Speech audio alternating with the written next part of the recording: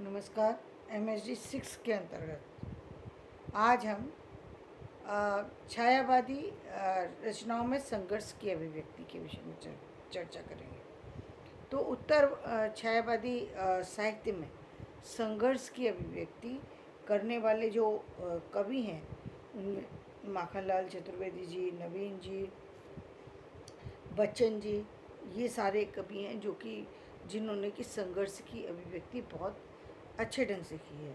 व्यक्तिगत स्तर पर सामाजिक रूढ़ियों के सीधे नकार तथा मर्यादाओं की उपेक्षा के रूप में यह संघर्ष अभिव्यक्ति हुआ है। यानी व्यक्तिगत स्तर पर सामाजिक रूढ़ी जो मतलब व्यक्ति के निजी स्तर पर जो सामाजिक रूढ़ियों के बंधन थे उनको नकार करके आगे बढ़ने की बात इस काव्य में कही गई है।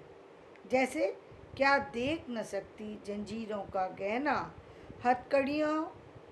हथकड़ियाँ क्यों ये ब्रिटिश राज का गहना, कोल्हू का चरक चूं जीवन की तान, मिट्टी पर लिखे अंगुलियों ने क्या गान, हूँ मोट खींचता लगा पेट पर जुआ, खाली करता हूँ ब्रिटिश राज का कुआं। यानी ये एक राष्ट्रीय चेतना अब व्यक्ति जो है कुछ भी करके अपने राष्ट्र को बचाने के लिए किसी स्तर तक भी जाने के लिए तैयार हो चुका था। जो भारतीय किसान थे, जो भारतीय लोग थे, जो कि गरीब थे, जो किसी चीज़ के बहुत ज़्यादा जानकार नहीं थे, लेकिन इस स्वतंत्रता संग्राम में उन्होंने आगे बढ़कर मर मिटने की एक अब जो चाह जताई है, इस राष्ट्रीय शक्ति को जो है उजागर करने की कोशिश की। वो लिखते हैं, इस कविता में संघर्ष और तज्जन्य असफलता से उत्पन्न निराशा, हताशा और अवसाद के विचित्र मिलते हैं। बच्चन, अंचल, नवीन आदि की कविताओं में इसके उदाहरण भी मिलते हैं। है नहीं स्कंद पर उत्तरीय, लिपटा है शब आकांक्षा का, मैं मानव विभ्रम डोल रहा, लादे बोझा निज वांछा का, मेरी असफल आकांक्षा ये असमय मर गई बिना बोले, पड़ गई गांठ मेरे ही में उसको कोई कैसे खोले।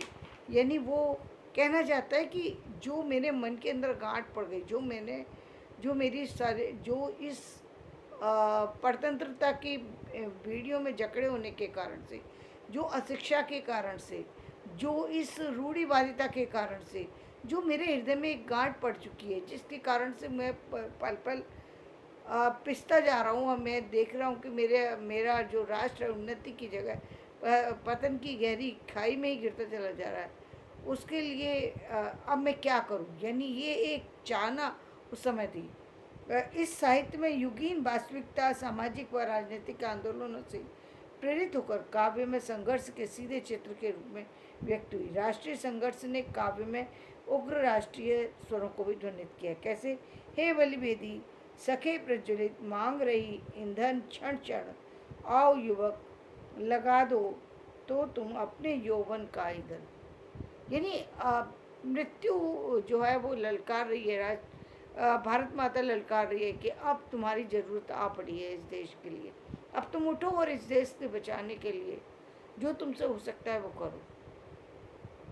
भस्मसात हो जाने दो ये प्रबल उमंगें जीवन की, अरे सुलगने दो बलिवेदी, चढ़ने दो बलि जीवन की। कि आज वो समय आ चुका है कि तुम्हें अपने जीवन की बलि भी चढ़ाना पड़े तो तुम्हें खड़े हो जाना चाहिए, क्योंकि अब सिर्फ तुम्हारे घर की और परिवार की बात नहीं है, ये बात हो गई तुम्हारे राष्ट्र की। और राष्ट्र गौरव संसार की सबसे बड़ी चीज़ होती है। ये राष्ट्र बचेगा तो हम बचेंगे, यदि राष्ट्र ही नहीं बचेगा तो हम नहीं बचेंगे। और अब राष्ट्र बचा भी रहा और हम इसी तरीके से परतंत्रता की बेड़ियों से जकड़े रहे तो कभी जीवन में सफल नहीं हो पाएंगे। तो इस सफल की ताकि ये आवाज़ जो है 1920 में सुनाई दी थी, आज 100 साल बाद वो आवाज़ और अच्छी तरीके से, अच्छी मजबूती के साथ, शिक्षा से संपन्न होते हुए आगे बढ़ी है। और इसमें जो और कई सारी सी जो नई चीज़ें आई हैं वो ये कि टेक्नोलॉजी इसके साथ जुड़ गई है। तो ये एक बहुत अच्छी बात है। दूसरी बात, उस समय जब स्वतंत्रता के लिए व्यक्ति लड़ रहा था, नहीं समझ पाया कि कैसे हमें जातियों में बांटा जा रहा है। अपने लोग अपने लोगों का सर काटने के लिए मचल रहे थे, यानी उनको इतना इतना समझ नहीं थी। बहुत सारे लोग अपने ही परिवार का जयचंद बन के नुकसान कर रहे थे, और उसी नुकसान का फल था कि भारत जो है वो बट गया, भारत का बंटवारा हो गया।